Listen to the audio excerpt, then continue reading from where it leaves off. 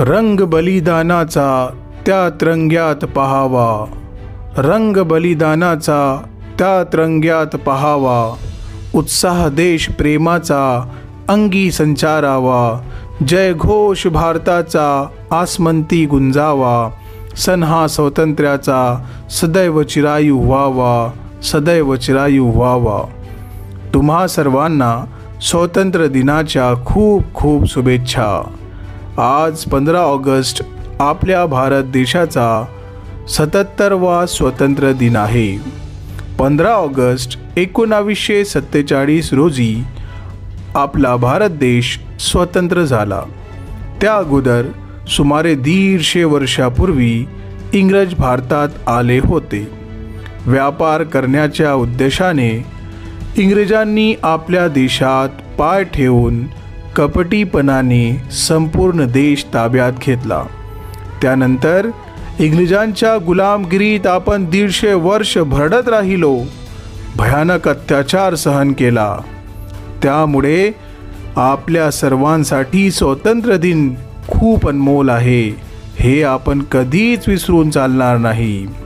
आपल्या देशात परकीयांचे गुलाम म्हणून किती अत्याचार सहन करायचा। आपल्या देशाला असे उघड्या डोळ्यांनी लुटताना किती दिवस बघायचे, असा प्रश्न भारत मातेच्या लेकरांना पडला नसता तर नवलच। महात्मा गांधी, पंडित जवाहरलाल नेहरू, डॉक्टर बाबासाहेब आंबेडकर, मौलाना अब्दुल कलाम आझाद आणि बेगम हजरत महल इंग्रजांच्या अत्याचाराविरुद्ध लढण्याचा त्यांनी निर्णय घेतला। आपल्या देशात आपलीच जनता राज करणार अशी मोठी क्रांती करण्याचा निर्णय भारत मातेच्या क्रांतिकारक पुत्रांनी घेतला। इंग्रज झेंडा युनियन जॅक खाली घेऊन आपला तिरंगा अभिमानाने फडकवण्यात आला। तो दिवस म्हणजेच 15 ऑगस्ट 1947 होय। म्हणूनच हा दिवस भारताच्या इतिहासात सुवर्ण अक्षराने कोरला गेला आहे। आता आपल्या भारत देशात अनेक जाती धर्माचे लोक गुण्यागोविंदाने राहतात।